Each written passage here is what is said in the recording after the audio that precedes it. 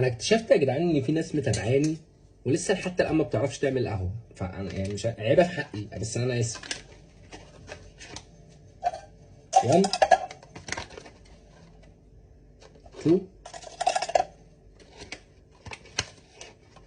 اقل من ربع المعلقه السكر حسب الطلب. بتشربها مظبوط فهي معلقه سكر، بتشربها على الريحه ربع معلقه، بتشربها مونو معلقه ونص، بتشربها زياده 3 معالق، بتشربها سيرياوسي بقى ربنا معاك، حط زي ما انت عايز من لبكره. تلجك الجميل. بص طول ما في تلج طول ما في قهوه حلوه. وهنكتفي بالتلج بس؟ لا لا لا، ما ساعه مشبره. شركه مين دي؟ ثواني. يلا يا شركه وسخ،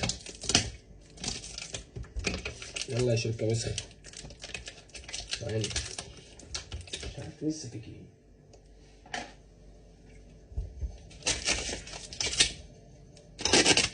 يلا لا ما تاخدوش بس، كمل الفيديو عادي. ميه ساقعه تلج تلج تلج تلج. قلب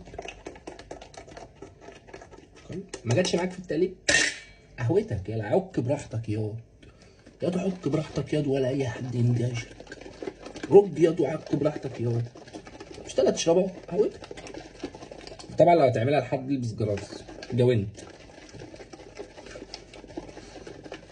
انا ما بلبسش بس البس انت عارف.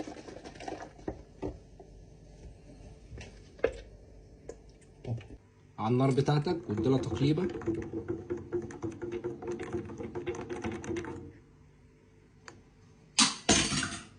لا ما تاخدش بالك، هدي النار على الاخر هكذا وسيبها تعيش مع نفسها، وتعالى نرجع لكم بقى وانا بطلعها. احنا بقى حطينا ميه ساقعه وتلج، فاحنا ممكن ما نسواش على 3 مرات او مرتين. ليه بقى؟ لان حصل حاله تشبع بين الميه، بين جزيئات الميه والبن، تمام؟ فخلاص هي خدت التشبع بتاعها، لان احنا عملناه بميه ساقعه، فاحنا مش محتاجين نفرغها على 3 مرات ولا مرتين عشان نسويها كويس.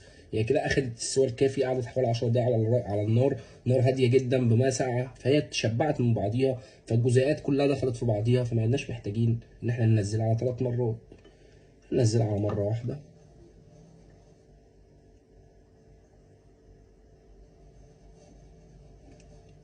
تعالى تعالى، انا عايزك تبص على القوام، سيبك من الوش، سيبك من الوش، لان انا بعمل برازيلي على كولومبي، تمام؟ فطبيعي ان الوش